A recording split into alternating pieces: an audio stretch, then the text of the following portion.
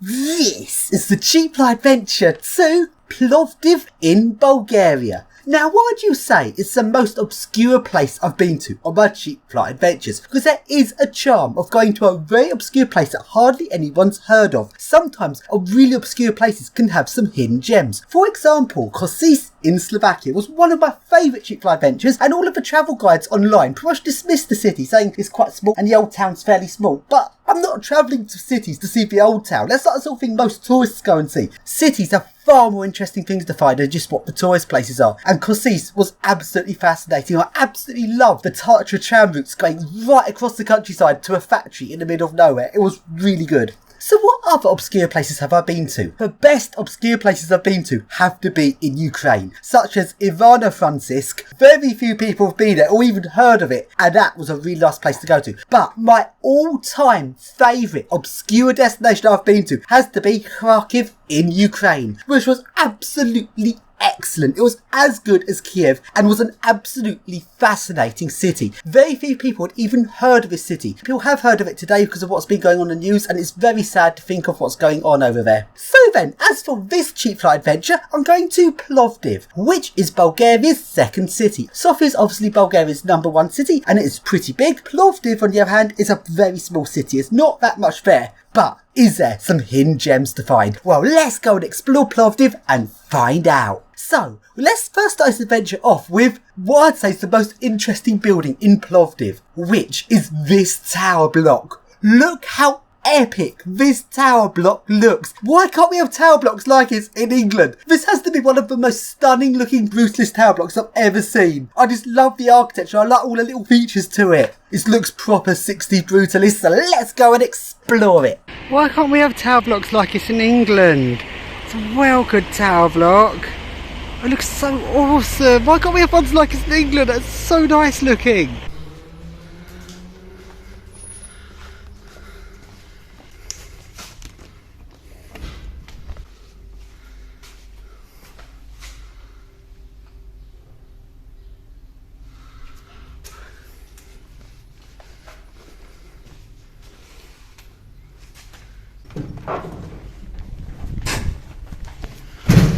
This is epic. Oh, the buttons are a weird way round.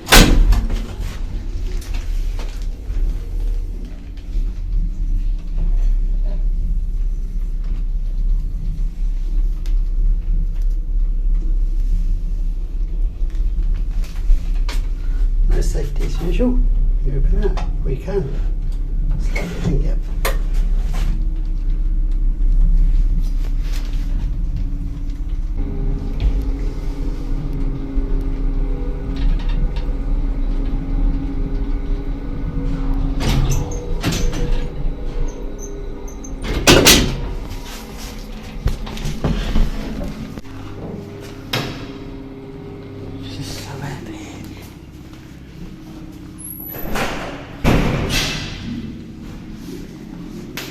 So up on the top floor, sadly I did not manage to get on the roof or motor room, but the corridors in this building are very spooky, so let's take a look around.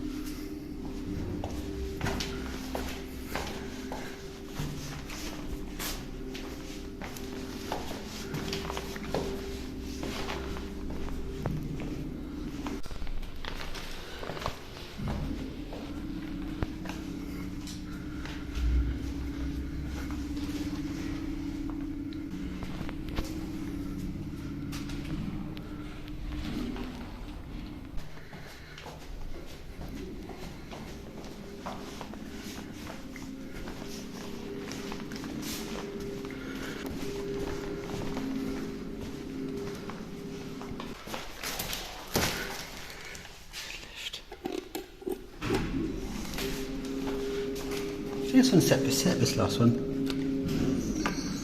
This one's set for set.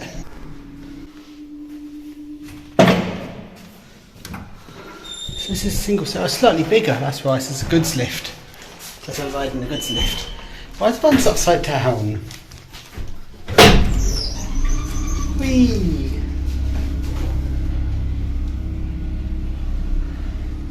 Let's soon stop it at a floor. There's the stop button. And let's see how far away. I'm going to stop it now. Yes! Let's even do a reversal trick. Let's stop it and go to 10. So I'm going to go back up to 10. No, not quite a reversal. There's a time on it to make sure it doesn't quite do it and strain the motor. So let's try the bumper. Yeah, it does work. Should we try the upper flap? Yeah, that does. Okay. It's pretty safe. So then, in this video, I'm going to alternate between old and new. And as we've just taken a look at something old, let's go and take a look at something new. Let's take a look at this really nice, large, posh shopping centre. This shopping centre is really nice looking. Let's go and take a look around. And then we go to the main lifts, which are Schindler 5500s.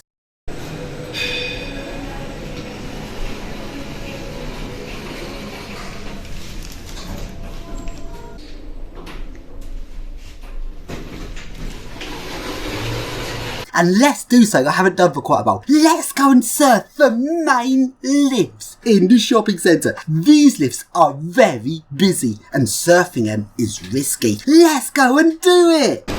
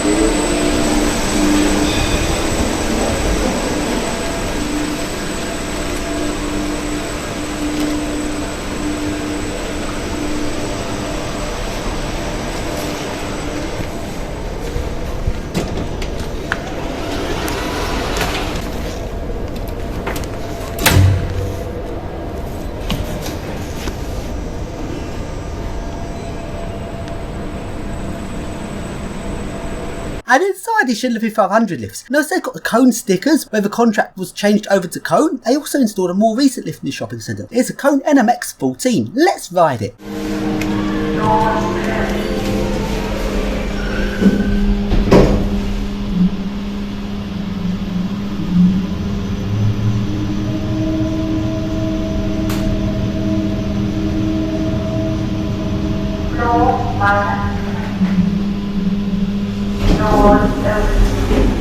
So let's now go and take a look at something old, and let's go to this very old mixed-use building in the centre of Plovdiv. This building's got some epic old relay-controlled lifts. These lifts are awesome. This would have originally been a set of 2 relay lifts, meaning I would have had a rare relay dispatcher. But sadly, one of the lifts is now modernised, so a dispatcher is no longer there. But at least one of the lifts is still original. Let's go and ride the original relay-controlled lift. This is nice. This is nice. That is so Soviet looking.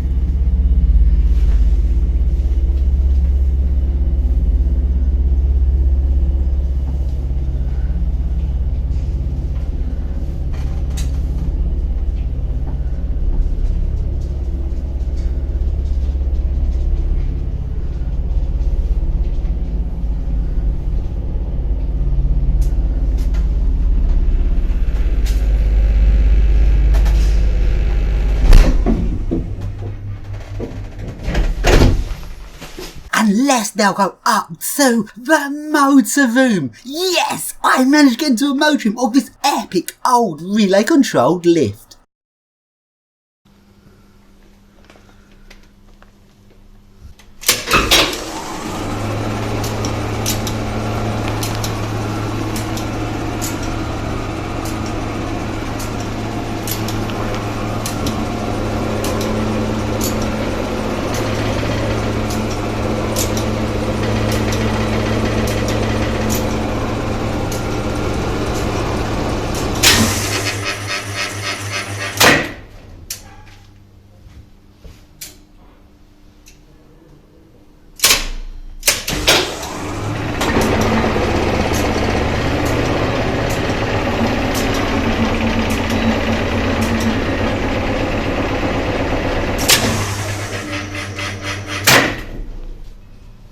And now let's take a look around the centre of Plovdiv. This is what the city centre looks like.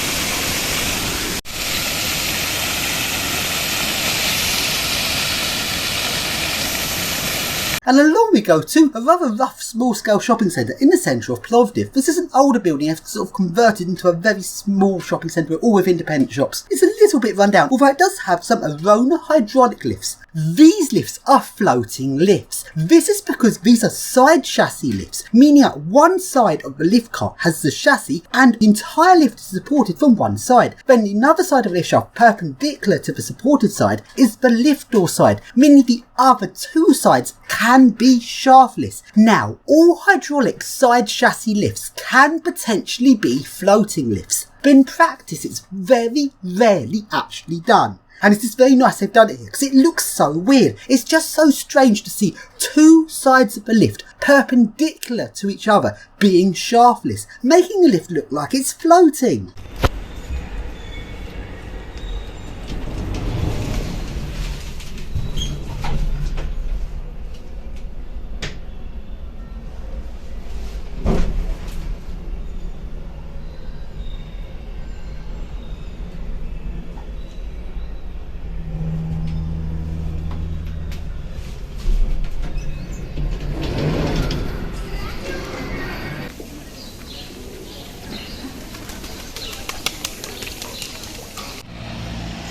That is a piece of crane.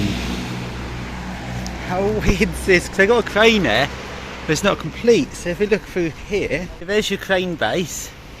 There's the motors for a crane.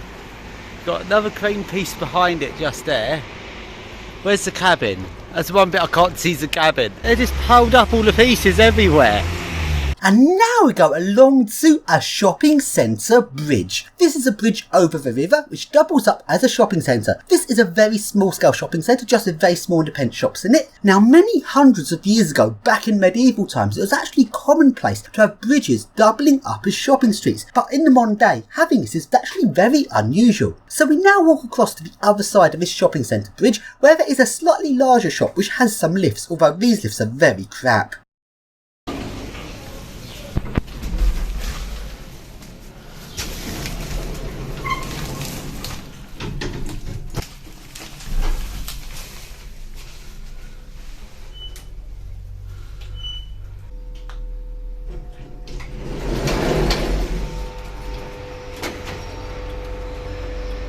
And now we go to a new mixed-use residential and commercial building. This building has a shaftless lift car, and this is a full-on shaftless car. It looks like something from Spain with the circular glass at the back of the lift car. And although this lift looked like it intended to be a shaftless lift, it isn't, because it's in a lift shaft.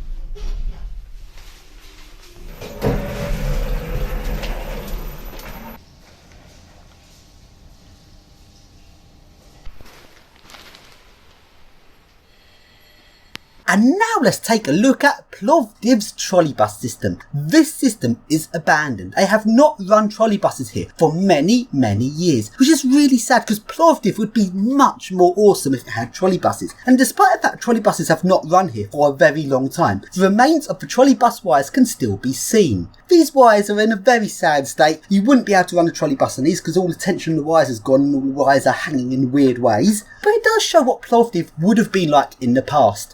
And here is a major road junction with trolleybus wires. Now, big trolleybus junctions always fascinate me because there's loads of wires going everywhere. This trolleybus system would have been so nice. Such a shame it's been abandoned. And now we go along to a hotel. Now all of the hotels in Plovdiv are under renovation. Coronavirus must have hit Plovdiv very hard. This is a very small city and it seems like some places it doesn't have much money and coronavirus must have really messed up the economy here. Now coronavirus is over, all the hotels are busy renovating and only a couple floors of this hotel are in use. Now this hotel has 1 service lift and 4 main lifts. Let's take a look at the main lifts. And on these main lifts you can do an interesting comparison here because 2 of the lifts are Schindler 5500s when the other 2 are Schindler 3300 plus. All 4 of these lifts go 1.6 meters a second, so all the same speed, and the interiors of the lift, there's very little difference between the Schindler 5500 and 3300 plus. But what is different is the quality of the lift. Because the Schindler 5500 is a really good quality middle of the range lift. It's just very well built, loads of features. It's got intelligent levelling, intelligent overrun, which is something classic of Schindler, where when it's intelligent levels to a floor, it's allowed to overrun within reason and bounce back, which speeds up the journey if it does this. Plus it also has intelligent pre-start and it's got a chassis.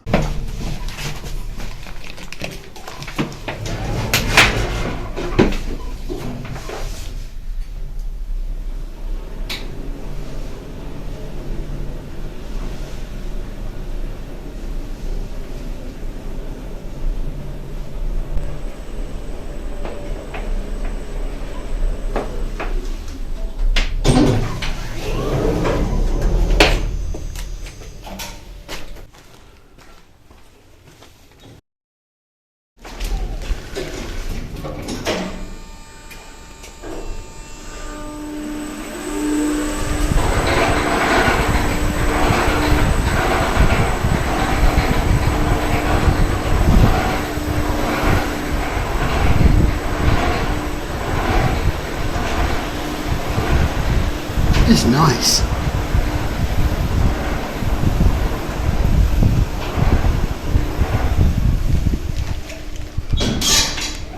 But the other 2 lifts are 3300 plus, and this is a slightly better built version of a 3300, but it's no chassis and the quality just isn't there. It's a very cheap lift. It's just like a tin can. And the doors are actually better quality than the regular 3300, but they're not as good as the Schindler 5500. So a big difference in quality here. But for a regular passenger's point of view, they probably wouldn't even notice the difference between these lifts.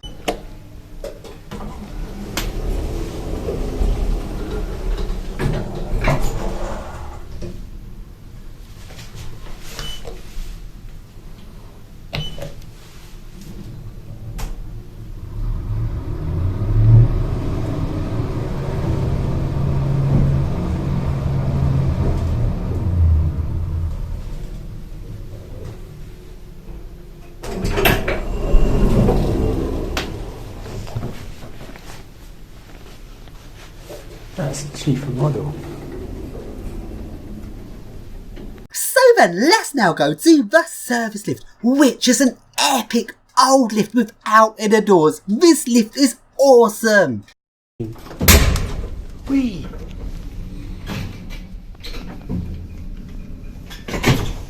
20.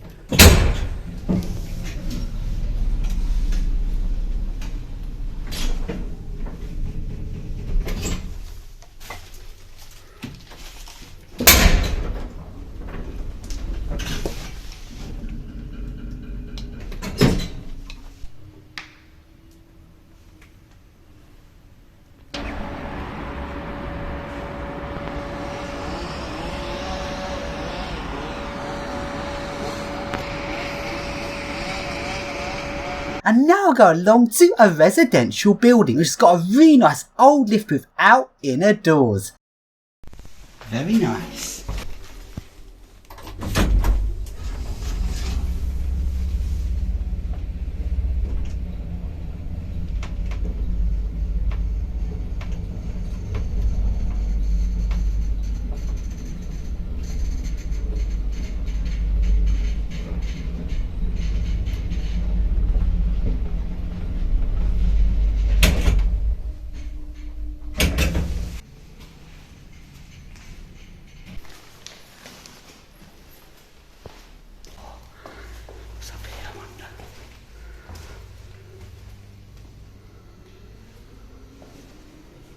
And let's go out onto the roof.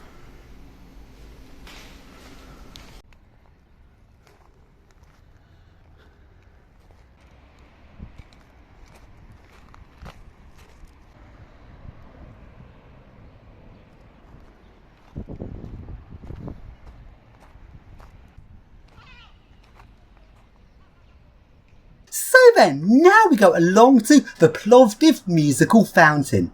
That's right, Plovdiv actually has a musical fountain. Now, I've seen musical fountains before in big posh cities such as Dubai in UAE, Eilat in Israel, and this posh office district area of Malta. Now, I would not have expected a small city in Bulgaria to have a musical fountain. And sadly, even though I turned up at the right time for the music show didn't happen, so I didn't get to see this fountain sync to music. But the fountain was still on and it still looked very nice.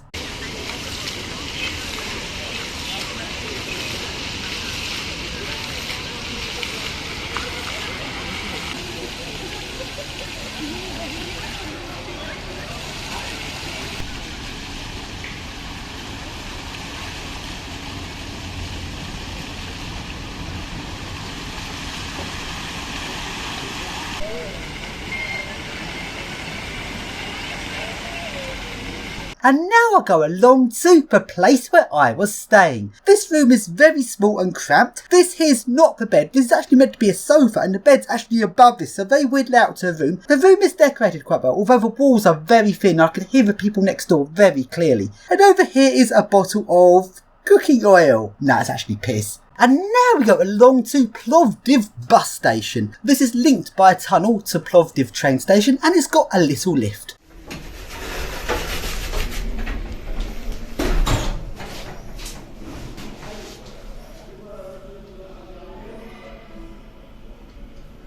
Come on. Slow start to that. Fucking hell.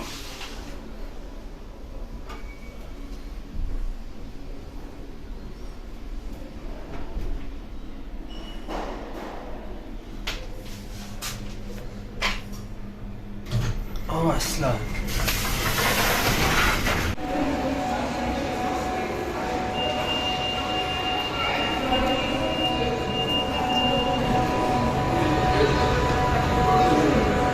Now, talking about remote airports, there's Frankfurt Hahn. Oh dear, that's a bad one.